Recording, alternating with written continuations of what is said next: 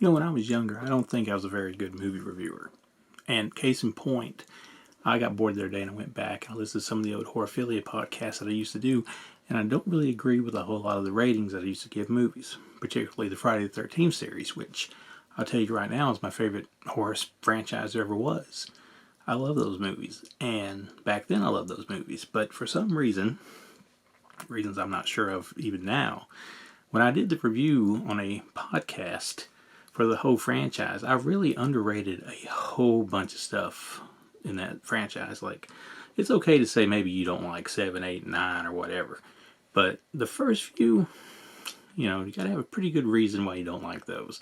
I liked them, but yet I was still underscoring them for reasons that I still can't figure out. But you gotta think, this was a decade ago. The podcast I listened to was from October 2010, so here we sit in 2020, and this was a 10 scale rating, 1 to 10. And I was giving stuff like part 2 like a 5. I gave part 1 a 7, which maybe I'd keep the 7.5 today, but part 2, that's not a 5. Part 2 is probably an 8. And 3, here's where the big issue is. Part 3, back in the day, was a entry in the series that I would always dispute. Say it wasn't nowhere near as good as people said it was. I always had issues with it. I didn't like the way Jason looked. I didn't like the way Jason acted. And, the only real beef I think I had with the movie that may hold true now is I think maybe the most interesting characters don't last as long as they should. But I went back and I listened to this, and I want you to listen to it along with me. As a matter of fact, I'm going to play you the old Horophilia podcast from October 2010, which this is just like a minute long, I think. So you're not going to have to listen very often. But this was when it came my turn. This is 27-year-old me acting like a royal douchebag. So I'm going to play this, and then now, a 37-year-old man, I'm going to try to counterpoint what I was saying. So here it is. Head with part 3, Chuck. Yeah, this is hands down the worst Jason of the whole bunch. I don't think that's true. The worst Jason of the whole bunch would probably be the fake Jasons in Jason Goes to Hell, to be completely honest with you. Okay, he's moaning, he's grumbly, he jumps out of the way of cars, when the Jason I know would have stood there and took it like a man, and he's trying to have sexual intercourse with women. The Jason I know knows they ain't nothing but harlots. You know that. Okay. Here's the thing. Back at the time that I was doing the review for this, I don't think it had dawned on me yet that Jason was still meaning, be it a mongoloid, he was still technically a person until at least probably after he dies in part 4. And then you could say when he comes back in part 6, he's basically a zombie at that point. So, okay, Jason was still somewhat humanized in these movies. So that explains probably why he was diving out in front of cars and all that stuff. So why that didn't ring a bell with me back then, I have no idea.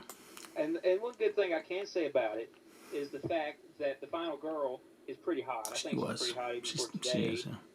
But the best characters in this movie, they kill off. There's 2 good characters. That's Shelley and the Italian chick, okay? Or the Mexican chick, whichever.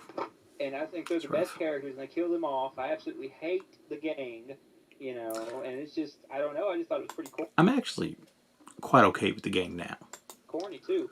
And plus, it's, okay, Jason on the last one, he had like the whole hillbilly thing going. He had the little strand of hair coming from his head and all that.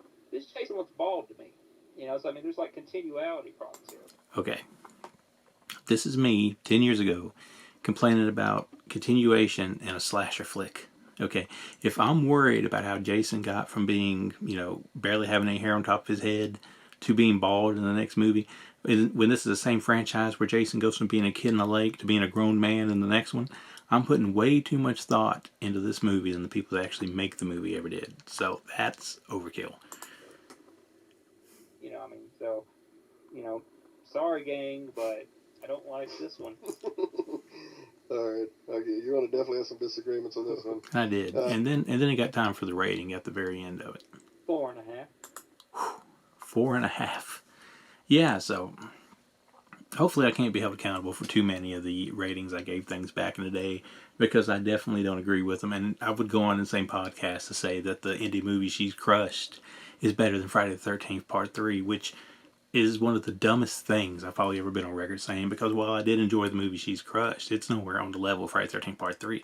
Friday the 13th Part 3 to me now is like one of the essential Friday the 13th films that you could go from Part 2, the 3, 4, which I love, 5. Some people don't like it, but I grew up with that one, so I'm really fond of 5.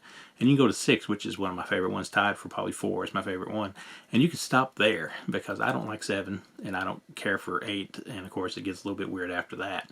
But Part 3, I don't know what I wasn't getting back then, but now I'll just say that that is definitely one of my favorite ones. I even went as far as to buy the old action figure, the NECA figure. So, I don't know if this is just me, or if like a lot of people go back and listen to old reviews or podcasts they did and think, wow, I sound like a douchebag, because I really don't know what I was talking about back then. Maybe I don't know now, but I think maybe I know a little bit more now than I knew then, at least. So, is there any movies back in the day that maybe you didn't like that now you've changed your mind on? If so, let me know below. Like and subscribe and share.